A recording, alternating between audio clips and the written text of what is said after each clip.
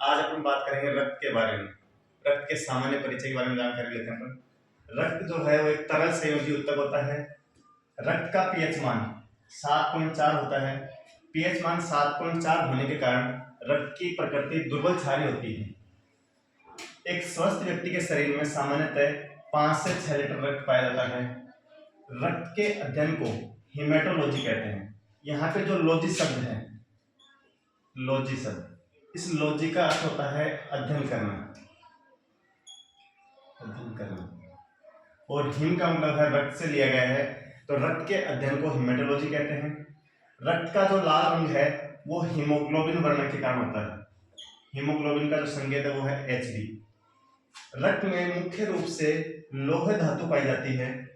अब आगे अपन बात करें तो रक्त या रुधिर के भागों की बात करें तो रुधिर अपने आप में पूरे शरीर का 100% भाग है, तो उसमें से 55% भाग प्लाज्मा होता है और 45% भाग उसमें रुधिर कणिकाएं या रुधिर कोशिकाएं पाई जाती हैं। प्लाज्मा जो 55% भाग है ये अपने आप में 100% है। इस 100% में से प्लाज्मा में 90 से 92% भाग जल पाया जाता है और 8 से 10% भाग कार्बनिक तथा अकार्बनिक तत्व पाए जाते हैं। प्लाज्मा जो है वो हल्के पीले रंग का एक क्षारीय तरल है। इसके पीछे का जो कारण है कि जो है वो है बिलिरुबिन वर्ण के कारण इसका जो रंग है प्लाज्मा का वो हल्का पीला होता है। अब दूसरी तरफ अपन बात करें तो जो 45% जो भाग है जिसमें रुधिर कणिकाएं पाई जाती हैं उनके मुख्य 3 भाग हैं। पहला है आरबीसी, दूसरा है डब्ल्यूबीसी, तीसरा है प्लेटलेट्स। आरबीसी का पूरा नाम लाल रक्त कणिकाएं हैं, डब्ल्यूबीसी का पूरा नाम श्वेत रक्त कणिकाएं हैं और प्लेटलेट्स को रुधिर पट्टिका बोलते हैं।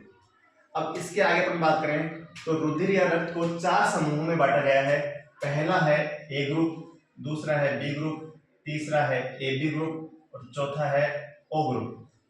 ए बी जो रक्त समूह है, जो रक्त समूह है वो सभी ग्रुप से रक्त ले सकता है, इसलिए ए बी ग्रुप को सर्वग्राही रक्त समूह बोलते हैं।